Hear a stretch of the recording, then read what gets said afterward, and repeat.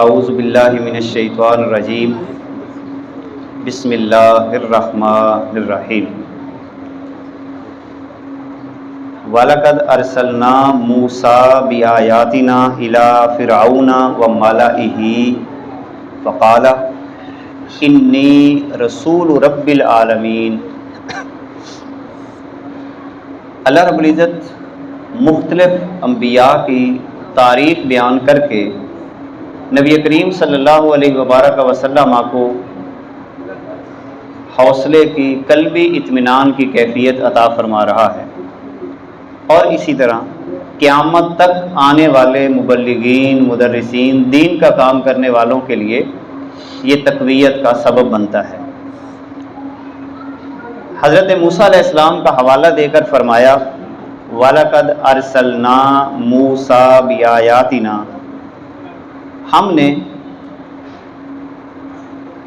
بھیجا موسیٰ علیہ السلام کو اپنی آیات دے کر، نشانیاں دے کر، اِلَىٰ فِرْعَوْنَ، فرعون کی طرف، وَمَلَئِهِ،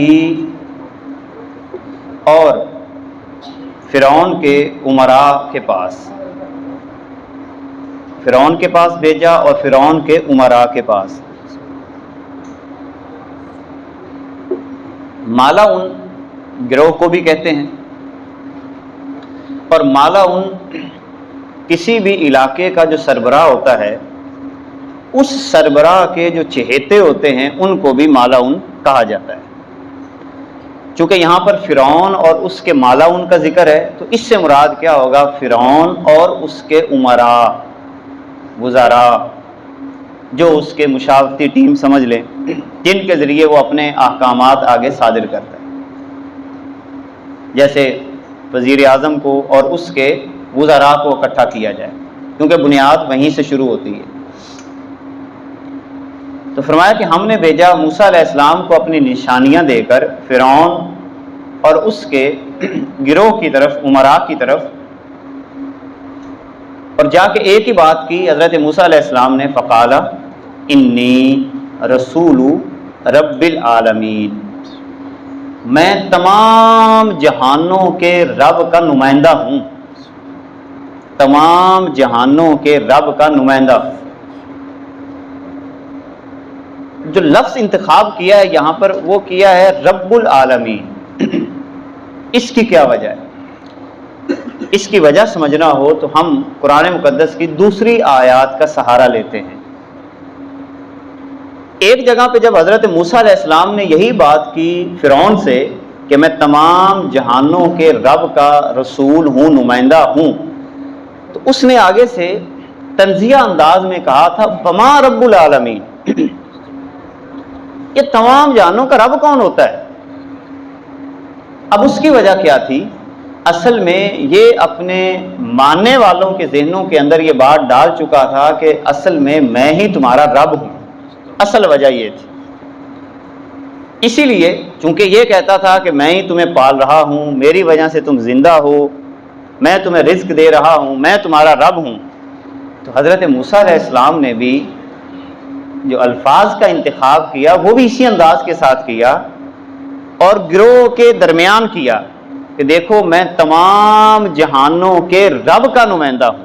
اب اس کو پریشانی لائق ہو گئی، اور اسی لیے دوسرے مقام بھی یہ تمام جہانوں کا رب کون ہے، یہ کوئی اور آ گیا ہے، کیونکہ وہ اپنے آپ کو سمجھ رہا تھا، یہ سمجھ رہا تھا۔ اچھا، اب اس سے یہ بھی پتہ چلا کہ مخاطب جو ہے آپ کا جس ذہنیت کا مالک ہو، اس سے اسی ذہنیت کے مطابق بات کو کیا جائے۔ اسی لیے یہ باقاعدہ طور پر اس کی ہمیں اس کو سیاست شرعیہ کے تحت اگر ہم ان آیات کو مزید پڑھیں، حضرت سلیمان علیہ السلام کا قصہ اور ملکہ بلقیس کا قصہ، وہاں پر بھی ہمیں اسی انداز کا اشارہ ملتا ہے۔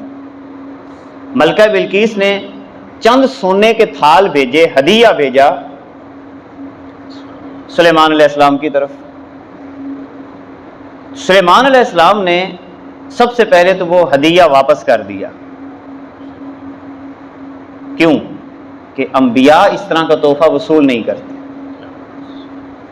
اب اس کو اوقات یاد دلانے کے لیے کہ تو میرے پاس چند سونے کی اینٹیں تحفہ بھیج رہی ہے؟ کیا کیا؟ جس راستے سے ملکہ بلقیس نے آنا تھا وہ سارا کا سارا روڈ ہی سونے اور چاندی کی اینٹوں کا بنوا دیا، اور اس کو بتایا کہ تو صرف چند اینٹوں کی بات کرتی ہے، اللہ تعالیٰ نے مجھے تو اتنا نوازا ہوا ہے۔ اسی طرح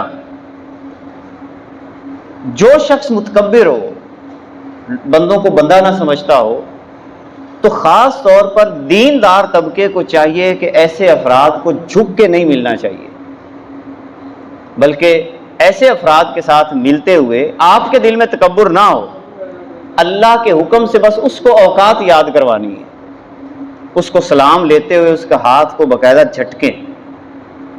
یہ باقاعدہ اصول ہے شریعت اسلامیہ کے۔ ایک شخص متکبر ہے، لوگوں کو سمجھتا نہیں ہے، باقی سارے وہاں پر اس سے وہ لگے ہوئے ہیں، کوئی گوڈوں کو ہاتھ لگا رہا ہے، کوئی انداز اختیار کر، اور جب آپ سلام لیں تو بالکل اس انداز کے ساتھ، اور اس کے ہاتھ میں جب ہاتھ ڈالیں تو اس کو باقاعدہ یہ انداز اختیار کرنا چاہیے، اس کے ہاتھ کو باقاعدہ جھٹکا دیں۔ یہ شریعت اسلامیہ کا اصول ہے، تاکہ اس کو پتہ چلے کہ بندوں کو ذلیل نہیں سمجھنا۔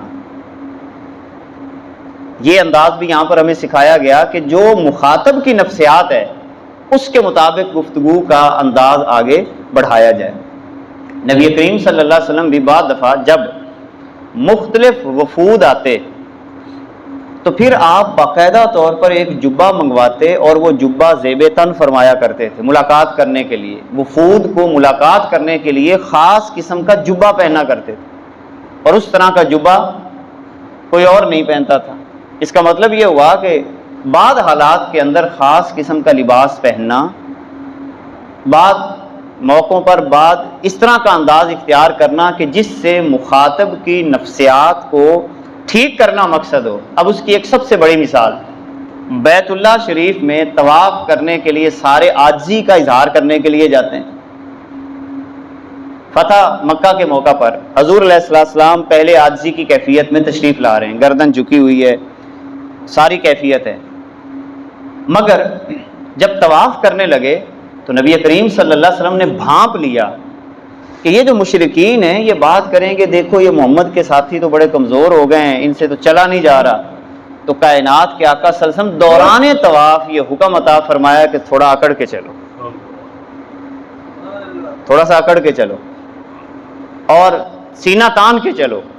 لو جی وہ حالانکہ وہاں پر ہم عاجزی اختیار کرنے کے لیے جاتے ہیں، آج تک سارے طواف کرنے والوں کو حکم ہے کہ جب پہلے 3 چکر لگانے ہیں تو تھوڑا سا سینہ تان کے اور اس انداز کے ساتھ، جیسے پہلوان چلتا ہے اس انداز کے ساتھ، پہلوان جیسے اکھاڑے میں آتا ہے بالکل وہی سٹائل اختیار کر کے پہلے 3 چکر تم نے مکمل کرنے۔ اب یہ سارا کیا ہے؟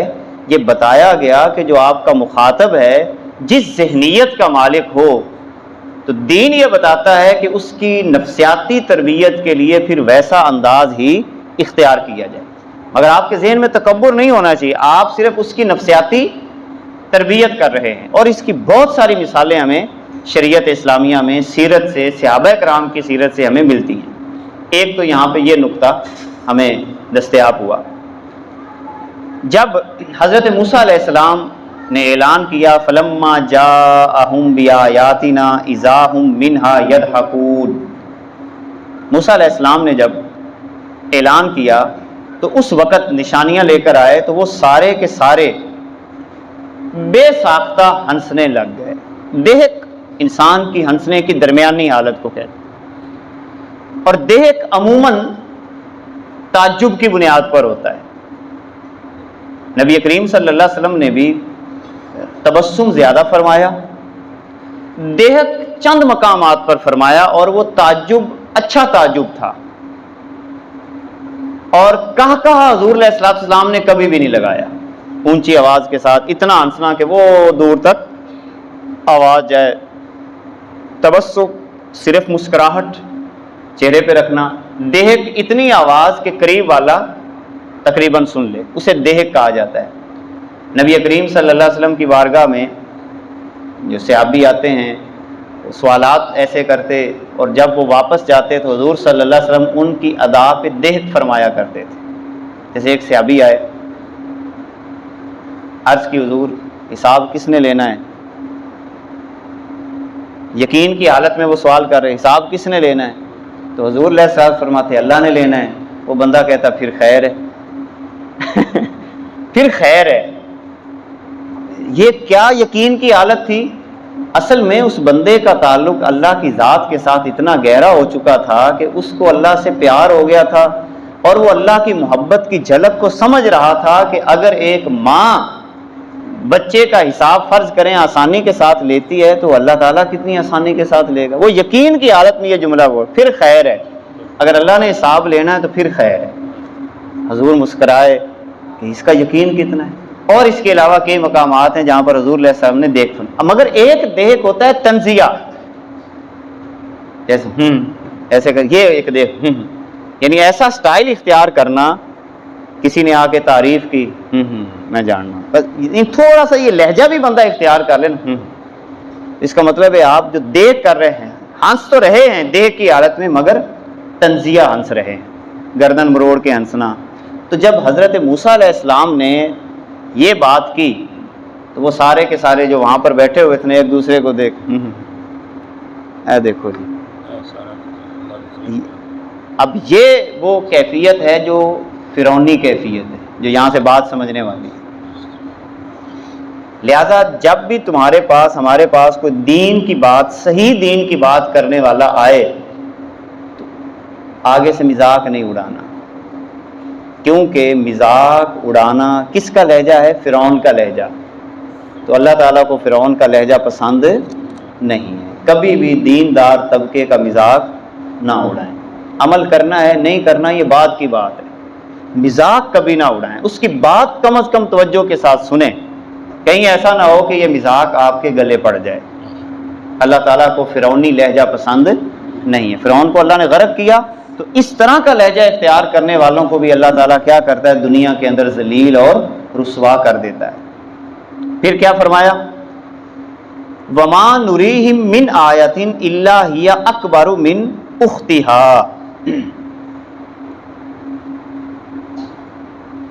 ہم کوئی بھی نشانی اس کو دکھاتے، انہیں دکھاتے، وَمَا نُرِيهِم مِّنْ آیَةٍ إِلَّا هِيَ أَكْبَرُ مِنْ أُخْتِهَا، وہ اس دوسری نشانی سے زیادہ بڑی ہوتی۔ فرعون نے جب موسیٰ علیہ السلام کا انکار کیا تو اللہ تعالیٰ نے مختلف قسم کے عذاب بھیجے۔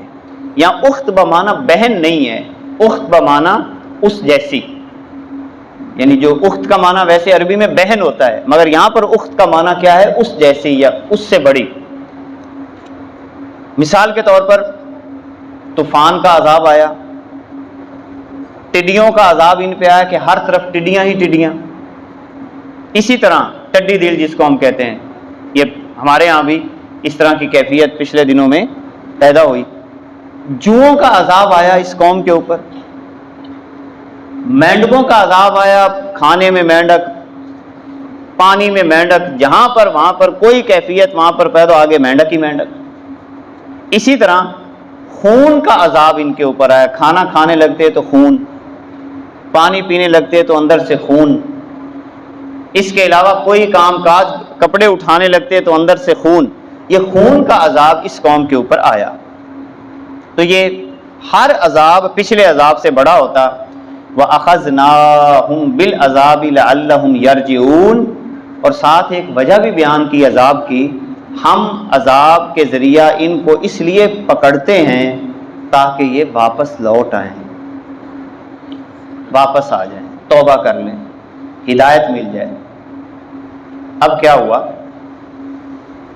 وَقَالُوا يَا أَيُّهَا السَّاحِرُ، اب انہوں نے بطور طنز ایک اور جملہ بولا، اے جادوگر، موسیٰ علیہ السلام کو کہنے لگے، اے جادوگر، ادع لنا ربک بما عہد عندک اننا لمہتدون، ہمارے لیے اپنے رب سے اس کی دعا کر جس کا اس نے تجھ سے وعدہ کر رکھا ہے۔ کیا مطلب؟ کہ عذاب کا وعدہ جو کیا ہوا ہے وہ دعا کر ہم پہ آ جائے۔ بے شک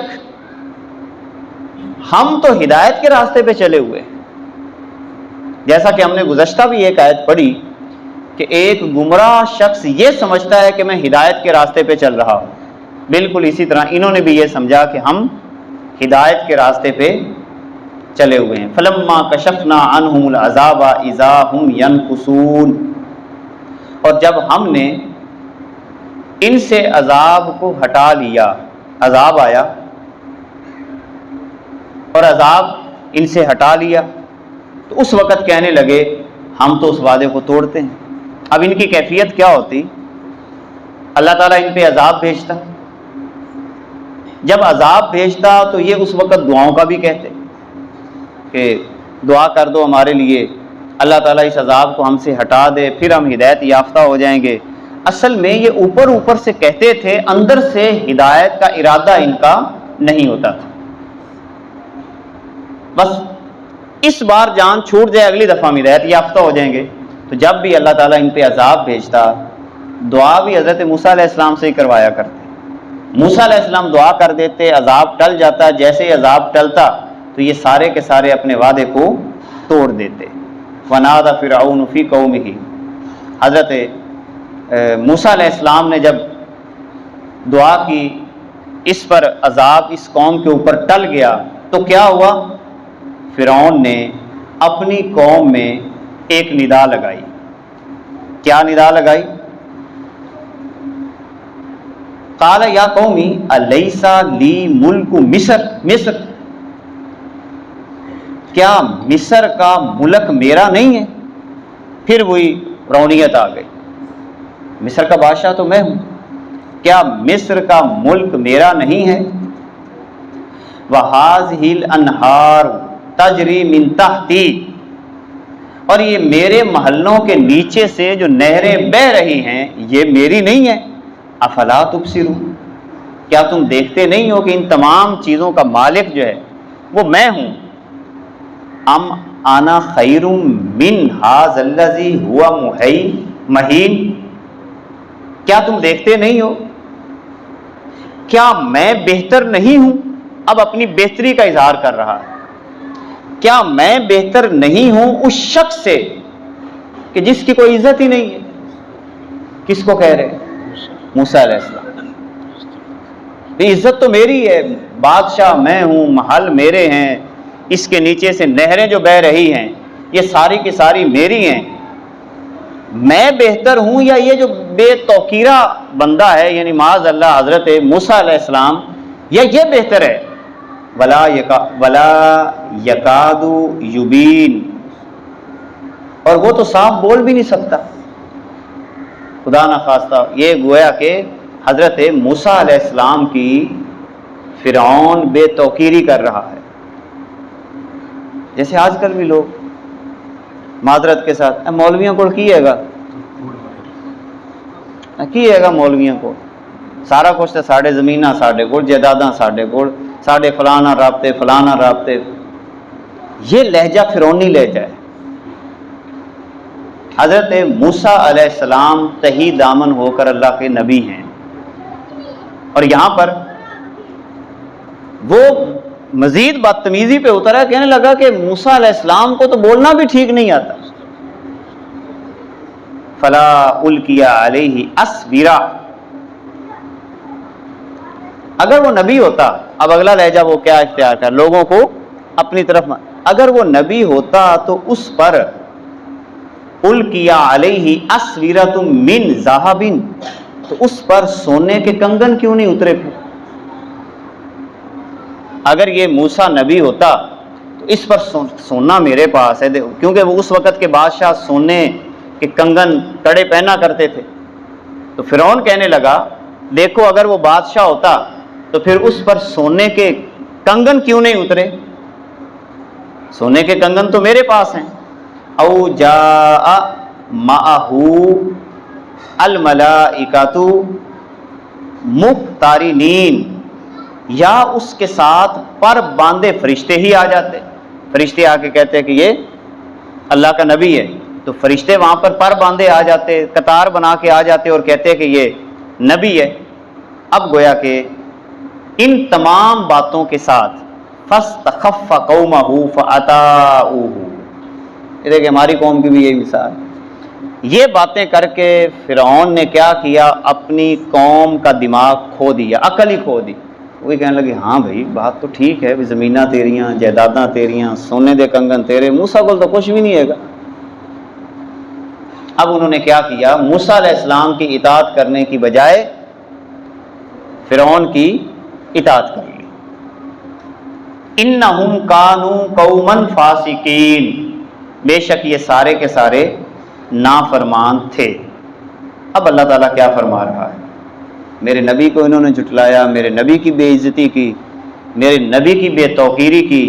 فلما آسفونا، اب کیفیت کیا ہو؟ پھر جب انہوں نے ہمیں غصہ دلایا، اللہ فرمایا ہمیں غضب دلایا ان کی باتوں نے، تو کیا ہوا؟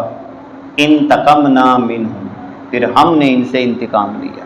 اس کا مطلب یہ ہوا، یہاں پر میں اکثر یہ بات کہتا ہوں دین کا کام کرنے والوں کو، مبلغین کو، مدرسین کو، جو دین کا کام کر رہے ہیں، ان کو اپنی بے عزتی کرنے والے کی فکر کرنی ہی نہیں چاہیے.